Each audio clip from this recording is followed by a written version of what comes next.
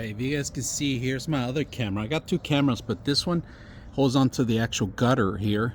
You got to tighten it up inside. So once you mount it, you could go the opposite way too, but this is the best way too for me. If I want to face it down, I can do that too, the opposite way.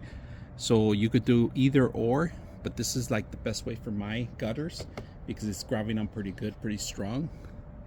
And I don't have to worry about ever falling off. Even if the rain hits it, doesn't happen, nothing happens. Now I am gonna still set up my actual solar panel on it, but it's very well.